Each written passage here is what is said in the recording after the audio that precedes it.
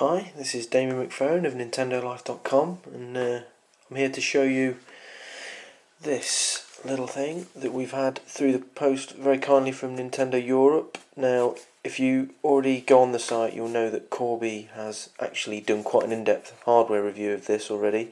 So this really is just a sort of a more in-depth look in video form of what makes the DS XL, or LL as this Japanese unit is called, so special. So, as Corby said in his review, the machine itself is quite large. We're talking a lot bigger than existing DS's. Here we've got a DS Lite, and you can see that compared to the DS XL, it's quite small. Obviously, one of the biggest selling points of the machine is the bigger screens, which you can see pretty much dwarf those on the DS Lite. I'll just turn those down a bit loud. Obviously, I've not got a DSi here to do a comparison with, and obviously there's slightly different dimensions on that one, but compared to the DS Lite, this really is a beast, as you can see.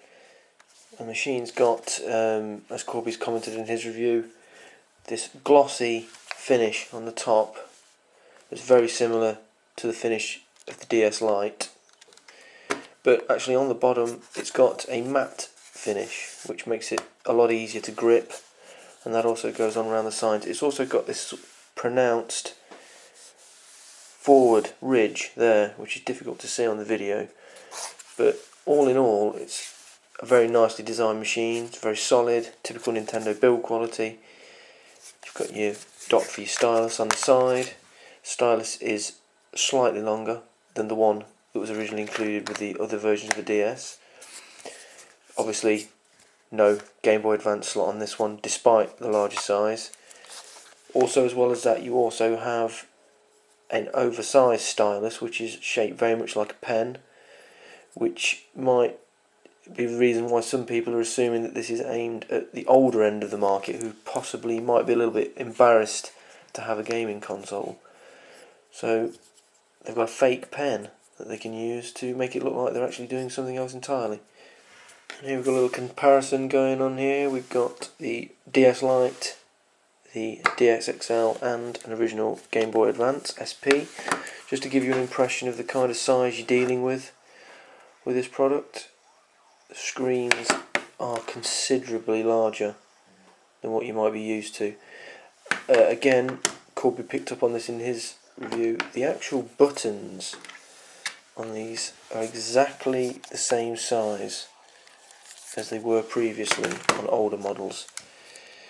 That makes it look a little bit like some kind of Photoshop mock-up that's actually been put into production, but it does actually, when you're gripping it, it does feel a lot more comfortable, because it's just a larger machine. Anyway, if you've got large hands, you'll know that using the DS Lite and other versions of the DS, you get cramped quite easily, whereas with this it seems to be less of a problem from what I've experienced.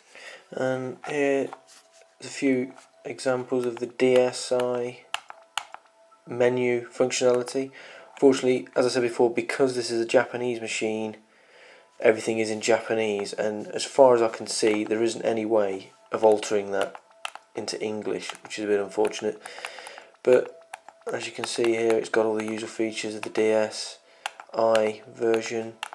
Flipnote Studio is preloaded, and obviously the UK version will come preloaded with this as well, and other programs, but obviously again it's all in Japanese, so I'm not really going to get very far with that. And there you have it. That about rounds it up. Like I said, this is a very, very neat little machine. You can read more of Corby's impressions of it over on the site. This comes out around March time over here, so if you've not invested in a DSi yet and you're disappointed with the size of the screens on the current versions of the DS console, then this is definitely something to consider.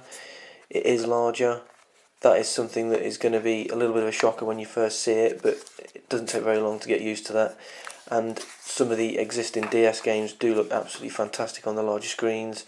The screens do have a better viewing angle as well.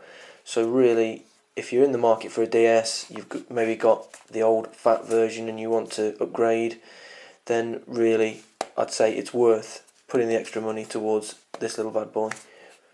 Okay, thanks a lot, and remember to check nintendolife.com for all the latest Nintendo news, reviews, previews, and other goodies.